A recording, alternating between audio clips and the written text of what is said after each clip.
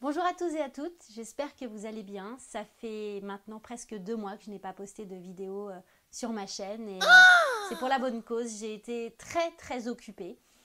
Dans ma dernière vidéo, je faisais un prank, mais dans l'avant-dernière, je vous expliquais un petit peu où j'en étais sur mon parcours d'essai bébé, de PMA malheureusement, le combat par lequel je suis passée, de procréation médicalement assistée. Et même le don d'ovocytes en République tchèque n'avait pas marché. Je vous montre. Malheureusement, quelques jours après, nous avons appris que l'embryon ne s'était pas accroché. Et comme des mauvaises nouvelles ne viennent jamais seules, IVF Zlin nous a également annoncé que le second embryon, qui devait être congelé à J6, ne s'était pas développé correctement et était de qualité C, ce qui signifiait que les chances d'implantation étaient trop faibles. Me voilà 2 mois et demi plus tard. Je suis passée par plusieurs phases. La tristesse, la déception, la volonté d'abandon, ce sentiment d'injustice aussi. Ça a été un moment difficile et quand je vous ai tourné les dernières images que vous venez de voir, en fait, je ne le savais pas, mais un miracle s'est produit. Je vais vous montrer.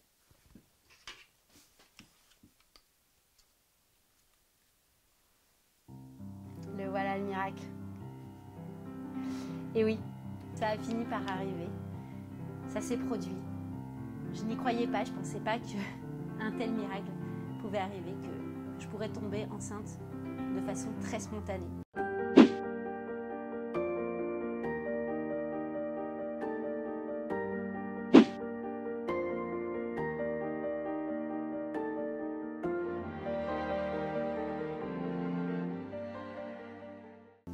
Alors, je vous remonte aussi ces images de la dernière vidéo. C'est beaucoup d'émotions en fait parce que j'y crois toujours pas, mais il m'a fallu plusieurs semaines pour pouvoir intégrer l'information. Surtout que moi j'avais fait le deuil de mon patrimoine génétique puisqu'on devait repartir fin août en République tchèque, je vous montre. Et c'est au moment où je touchais le fond que j'ai reçu la bonne nouvelle. Ils ont relancé un cycle avec une nouvelle donneuse. Et cette fois, nous avons obtenu 5 embryons catégorie A. On croise les doigts pour les 5 embryons qui nous restent et dès que j'ai mes règles, voilà, je commence tout le protocole que je remets pour partir en République tchèque. Donc ça devrait se situer autour du 30 août jusqu'au 2 septembre. Donc on devait repartir fin août en République tchèque, mais il s'est passé quelque chose entre temps. Je devais voir ma gynécologue pour faire des examens complémentaires et moi je devais faire ma biopsie et finalement il fallait être plusieurs jours après l'ovulation, donc je suis arrivée à J21 chez ma gynécologue et malheureusement j'étais en pleine ovulation. Donc on a essayé naturellement et en fait on a un espoir quand même que naturellement ça fonctionne. Donc on y croit encore, on continue à croiser les doigts et on garde espoir. Et donc j'ai bien fait d'y croire parce que ça s'est produit. C'est vrai que sur le moment on n'a eu aucune pression avec Alex, mon conjoint, parce que je vois pas pourquoi après 6 inséminations et 5 fécondations in vitro, on était à la 5e en République tchèque, et ça n'a jamais marché. Je n'ai jamais eu un seul test positif, je n'ai jamais eu rien qui a fonctionné, aucun protocole. On m'a pourtant fait des transferts de beaux embryons, on me les a mis directement dans l'utérus. Et puis là, pourquoi tout d'un coup ça marcherait naturellement ? Ça a marché. Alors c'était pas tout à fait naturel comme vous avez pu le comprendre. Ma gynécologue m'a donc déclenché l'ovulation parce qu'elle pensait, et elle avait raison à juste titre, que j'avais un problème au niveau de l'ovulation, qu'elle se faisait mal. C'est souvent le cas dans les insuffisances ovariennes comme ce dont je souffrais. Alors on avait commencé ces vitamines dont j'ai parlé aussi dans la vidéo précédente. Alors aujourd'hui ça reste un mystère. Est-ce que c'est ça qui a aidé ? Parce qu'on avait tous les deux une mutation du gène MTHFR, mon conjoint en homozygote, moi en hétérozygote. Est-ce que le fait de prendre ces vitamines qui correspondaient à ce trouble, à ce souci de fertilité, ça a aidé ou pas? On ne saura vraiment jamais ce qui s'est passé. Et c'est ça, c'est la magie de la nature. C'est-à-dire qu'en fait, au final, c'est la nature qui décide. On peut faire des choses, donc déjà les fécondations in vitro, les inséminations, on essaye d'aller un petit peu au-delà de cette nature pour aider des couples. Et puis parfois, il n'y a aucun paramètre qui va et pourtant ça marche. Et inversement, parfois tout est réuni, toutes les conditions, tout. et ça ne marche pas. Et c'est ce que disent les gynécologues, on est tout petit face à la nature.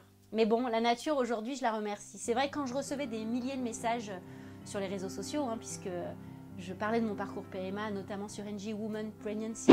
Sur mon autre compte Instagram, ngmaman.youtube, je parle davantage de la famille, des aventures que l'on peut vivre dans la fratrie. Voilà, c'est plus général, les sorties, les voyages, etc.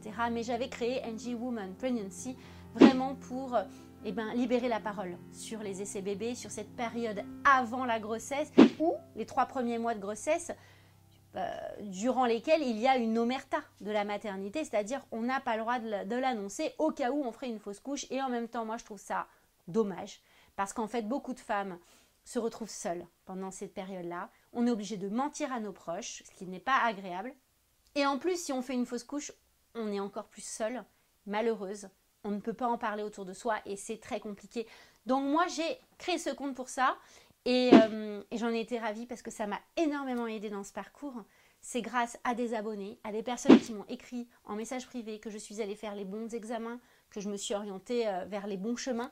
Et vraiment, c'est un réel partage. Il y a aussi eu l'acupuncteur que je suis allée voir, une espèce de gynécologue marabout de 90 ans dans le centre de Lyon, qui m'a piqué à des endroits bien précis avec ses aiguilles d'acupuncture, qui m'a chauffé aussi avec des moxa à des endroits bien précis, mais également, je l'admets, dans le vagin. C'est un gynécologue. Ma gynéco à moi de PMA a été son interne en médecine. Il est assez réputé sur Lyon, donc j'ai assez fait confiance. Certaines personnes le trouvent bizarre et limite pervers parce qu'ils disent il nous impose d'être nus, il nous fait faire des choses. Mais en fait, moi, j'ai eu un avant lui et un après lui, c'est-à-dire qu'après, mes cycles se sont relancés. Et je suis persuadée que ça a joué. J'ai vu notamment une autre acupunctrice qui, elle, m'a suivie pendant le cycle qui a précédé, qui a essayé de réactiver un peu tout ça. Alors elle, avec des ventouses. Donc voilà, j'ai eu plusieurs techniques et je dois dire que ça a porté ses fruits. Donc pour moi, l'acupuncture, c'est top, top, top. J'avais essayé l'ostéopathie. J'avais essayé aussi pas mal de techniques un petit peu parallèles, le magnétisme, etc. Ça m'avait aidé dans mon parcours, mais ça n'avait pas permis d'avoir ce déclic et de tomber enceinte réellement. Je crois que vraiment, moi, je suis très sensible à l'acupuncture et chacun est sensible à quelque chose de différent. Alors voilà, on ne peut jamais trouver vraiment la raison pour laquelle ça a marché cette fois et pas les fois d'avant. On a juste des hypothèses et voici les miennes. Au niveau de la grossesse, moi, ça y est, j'ai passé mon échographie du premier trimestre. Je suis aujourd'hui à 13 semaines d'aménorrhée. Mais quand la vidéo sera en ligne, j'aurai déjà un petit peu avancé de quelques jours, le temps que je la monte. J'ai fait mon échographie donc en début de semaine. Tout va bien. Vraiment, bébé est en pleine forme. Il mesurait en début de semaine 6,7 cm de la tête aux fesses et 9 cm de la tête aux pieds. Donc c'est un joli bébé que je sens déjà bouger depuis 11 semaines d'aménorrhée. Ça paraît incroyable parce que c'est très tôt et qu'on dit que c'est plus vers 17, 18 voire 22 semaines. Mais moi, je le sens et très bien même. Au début, j'ai senti à 11 semaines des petites ailes de papillon, des petites bulles dans le ventre. Et puis finalement, c'est devenu vraiment des vrais petits coups de pied minuscules évidemment, puisqu'il fait quelques grammes. Je crois qu'il doit faire 23 grammes. Alors ça, je le vois sur les applications mobiles. Il doit être comme ça selon les applis mobiles.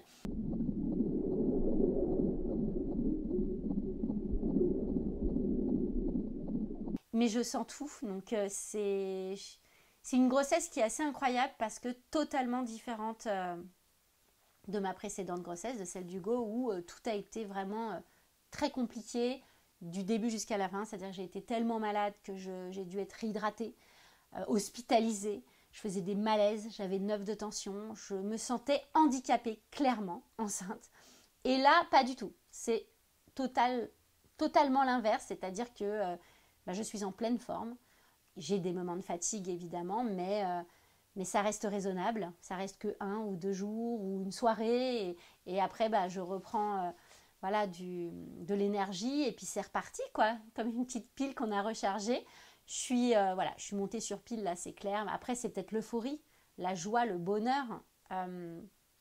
Donc j'ai pas été malade du tout. Et là, dans quelques minutes, nous allons faire une échographie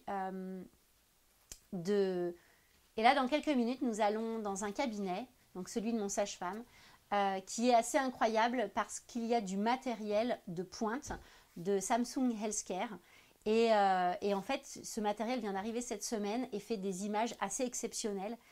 Alors, j'ai hâte, on va le découvrir sous tous les angles, comme si on était dans mon ventre, vous allez voir. Je vous les mets juste après, puisque je vais faire un montage et que du coup, je pourrais vous les mettre dans cette vidéo. Moi, je ne les connais pas encore au moment où je vous parle, mais ça va être vraiment fantastique. Voilà. Bon, allez, je vous les dévoile. Voici la magnifique échographie.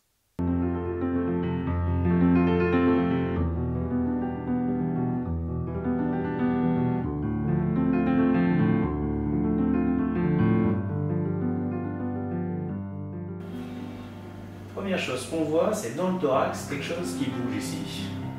Vous savez ce que c'est, les garçons? Le cœur. Ah, mais il a bougé. Il bouge là. Il bouge en permanence. Tu le sens ou pas? C'est un peu un excité, c'est Je normal crois que que tu tu le le sens. sens. Oh, excité, vous êtes dur, Angélique. Il n'arrête pas de bouger. Moi, je le Bah, sens beaucoup, mais d'autant- aujourd'hui, un peu moins. D'autant que je me permets, maintenant que je vous connais un peu, quand on voit la mer, c'est quand même vache de dire que ce gamin bouge beaucoup. Hein. Parce que vous restez pas calme, vous bougez tout le temps, vous êtes toujours emballé. Hein. Tiens, sa mère. Oh, j'ai mes petits orteils, on voit super bien. C'est dingue. Ça a bougé dans quelques semaines. Ouais, ouais, ouais. Ah, mais il bouge là. Mais pourquoi tu le sens pas maman, du coup? Là, je le sens pas. Mais je le sens d'habitude. Hein. Ouais, J'ai mais beaucoup du coup, senti il y a 2-3 jours. Ouais. Il Il bouge. bouge beaucoup. Donc en fait, il bouge, mais tu le sens pas. Là, non. Bah, parce qu'en fait, il est comme dans une grande piscine d'un côté.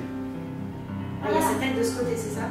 La tête, elle est plutôt par là et les fesses plutôt là. C'est bien ce que je ressens. Parce que je sens parfois par les signes et je me dis, est-ce que c'est lui?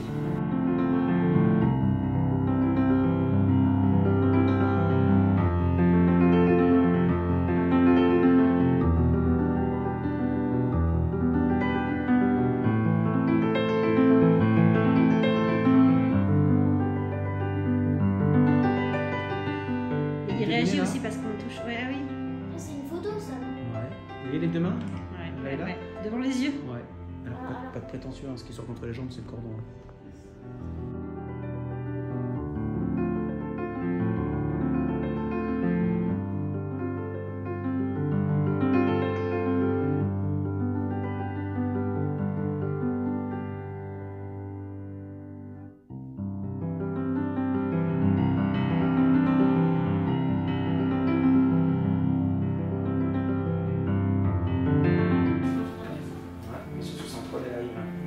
Live, hein, oui. Ah oui, d'accord, hein, c'est pas une photo quoi.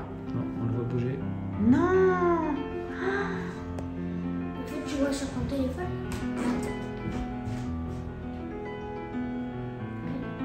Vous voyez bouger ça stico? Ah ouais. Oh, bah, il est plus grand qu'un asticot. Oui, c'est dingue. Ouais, c'est fou ça. Il a les yeux fermés ou pas? Il a les yeux fermés?